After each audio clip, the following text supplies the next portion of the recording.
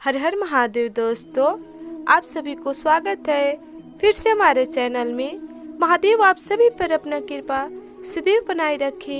आशा करती हूँ आप सभी स्वस्थ होंगे। और दोस्तों, आज मैं फिर से सब दिन की तरह एक नई कथा के साथ आप सबके बीच में आ गई हूँ। और आज मैं आप सभी को दो भाइयों की बहुत ही सुंदर कथा सुनाने वाली हूँ, जिसे आप सब पूरा जरूर ही सुनिए। और आप सभी को हमारी कथा पसंद आए तो वीडियो को लाइक कीजिए, और हमारे चैनल पे नए होंगे तो चैनल को सब्सक्राइब जरूर ही कीजिएगा। तो दोस्तों, एक समय की बात है कि दो भाई आपस में बहुत ही झगड़ा कर रहे थे, और दोनों भाई का नाम भाग्य था और कर्म था।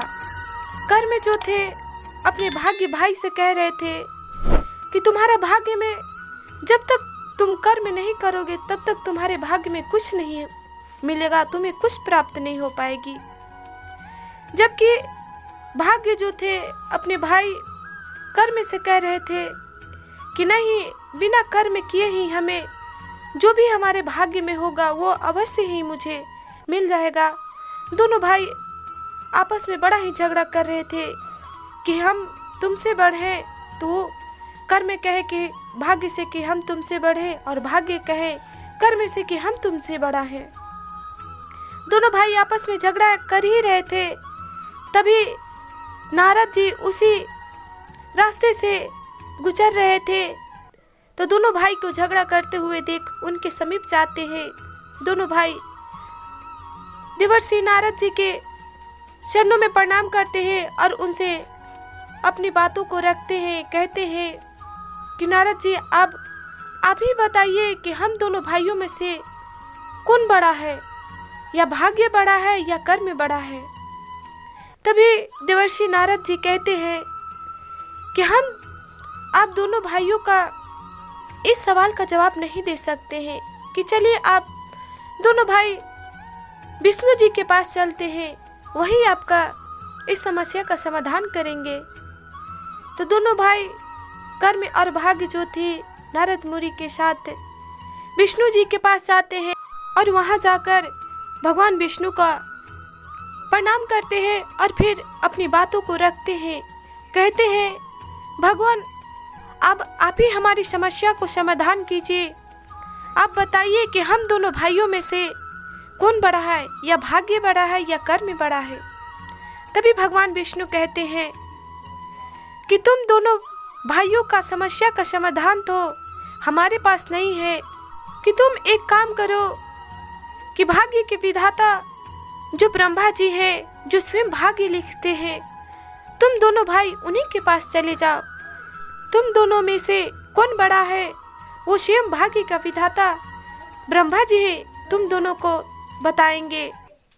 तो फिर दोनों भाई कर्म और भाग्य विष्णु जी के पास से ब्रह्मा जी के पास जाते हैं, और वहां जाकर ब्रह्मा जी को प्रणाम कर अपनी समस्याओं को रखते हैं।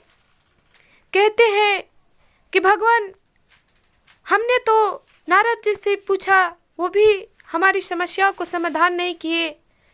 फिर उनके बाद हमने विष्णु जी के पास गए, विष्णु जी भी हमारी समस्याओं को समाधान नहीं किए, और उन्होंने आपके पास भेजा है, कहा कि आप तो भाग्य का विधाता है, कि आप स्वयं हमारी समस्याओं को समाधान जरूर ही करेंगे। कि भगवान, हम दोनों भाई कर्म और भाग्य आपके शरण में आए हैं, कि आप हमारी समस्याओं को समाधान कीजिए।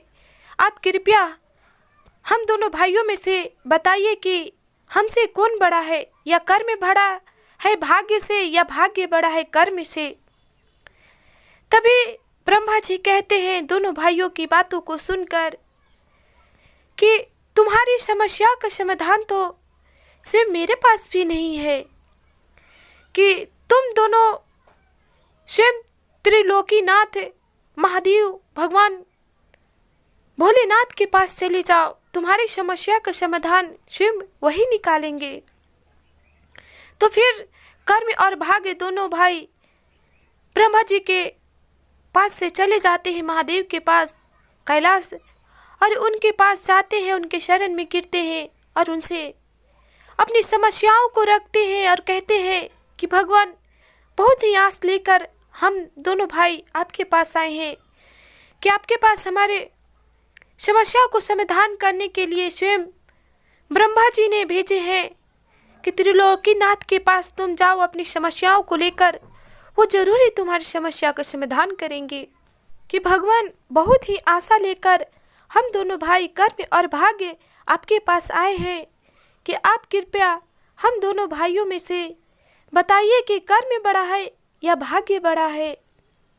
तभी भगवान महादेव भोलेनाथ कहते हैं कर्म और भाग्य से कि तुम दोनों भाई एक वन में जाकर पूरी रात बिताओ और तुम्हारे समस्या का समाधान सुबह होते ही पता चली जाएगा। तभी उसी क्षण दोनों भाई कैलाश से महादेव के प्रणाम करके और दोनों एक घनघोर जंगल में चले जाते हैं और जाते जाते जंगल के बीच में पहुंच जाते हैं। दोनों भाई बड़ा ही थक जाते हैं भूख प्यास के मारे। तो जो भाग्य था वो एक वृक्ष के नीचे बैठ जाता है और कर्म जो था वो अपना कर्म करने लगता है। बैठने के लिए जो नीचे जमीन पर पत्ते बिखरे थे वो सारे पत्ते को हटाने लगता है और पत्ते के हटाते समय ही उसे एक पोटली मिलती है और वो पोटली को लेकर और पत्ते को साफ कर कर वहाँ पर बैठ जाता है और पोटली को खोलता है। और जैसे खोलता है पोटली को तो दिखता है कि उसमें भीगा हुआ चना है। वो पोटली से चने को निकाल कर खाने लगता है और चने के आकार के ही उसमें कुछ हीरे भी रहते हैं और हीरे को वो निकाल निकाल कर फेंकने लगता है।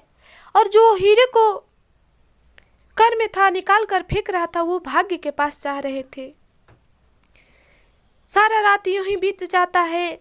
सुबह होती है तो कर्म कहता है भाग्य से कि देखो भाग्य, हमारे कर्म के अनुसार हमने पूरी रात बहुत ही अच्छे से बिताई, हमें भूख से तड़पने नहीं पड़ा। हमने कर्म किया, हमें एक पोटली मिली और हमने चने खाकर अपने पेट भर लिए और अच्छी से रात बिता ली।